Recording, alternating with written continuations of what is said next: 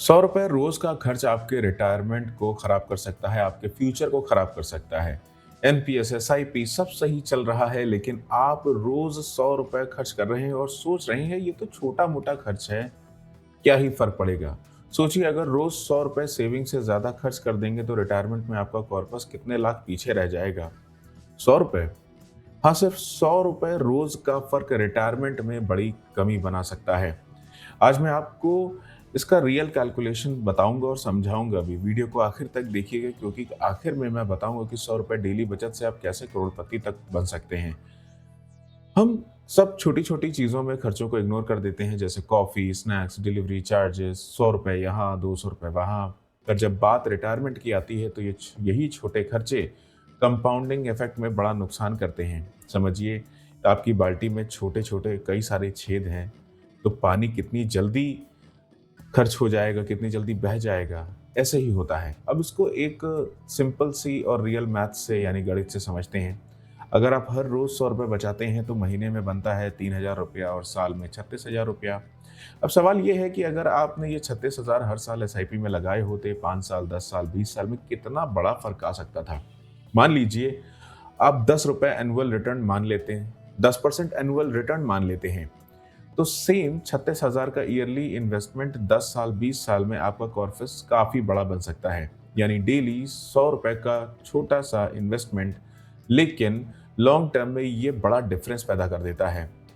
अब इसका महत्व समझिए कि आपने ₹100 रोज़ खर्च किए, ये आपको समझ में नहीं आएगा, लेकिन अगर ₹100 अगर आप रोज़ बचाते हैं तो सालाना ₹36,000 का इन्वेस्टमेंट तैयार होगा। और यदि आप इसे एसआईपी में लगाते हैं तो कंपाउंडिंग के कारण जो अमाउंट है वो 2 से 3 गुना बढ़ सकता है। यानी वही ₹100 रोज का खर्च अगर इन्वेस्ट हो रहा होता तो फ्यूचर कॉर्पस कितना बड़ा हो जाता।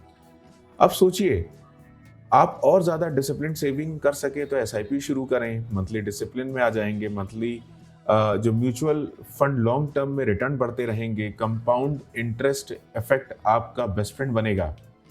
एग्जाम्पल से समझिए, अगर आप ₹100 रोज से 36,000 सालाना एसआईपी का कर लेते हैं तो 15-20 साल तक चलते रहते हैं, तो कंपाउंडिंग जो है वो आपका कितना बड़ा कॉर्पस बनेगा और रिटायरमेंट में ये आपको बहुत बड़ा अमाउंट दे सकता है, यानी ह्यूज कुशन तैयार कर सकता है।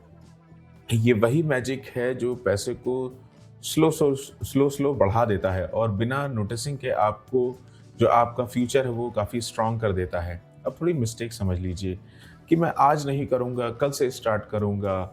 ये जो आपकी डेली जो छोटे-छोटे जो इन्वेस्टमेंट होते हैं, ₹100, ₹200, ये मैटर नहीं करते।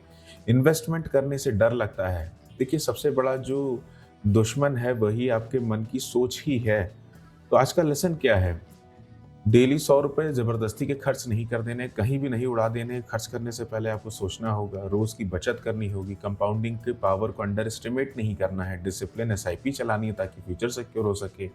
अब सोचिए, अगर रोज़ आपका 200, 300, ₹500 बचाएँगे तो फ्यूचर कैसा बनेगा? इसी सोच से वेल्थ बनती है। मैं हूँ मयंक कुमार। अगर आपको ऐसी रियल डेटाबेस फाइनेंशियल क्लैरिटी पसंद आती है तो वीडियो को लाइक कीजिए, शेयर करें और चैनल को सब्सक्राइब जरूर कीजिए।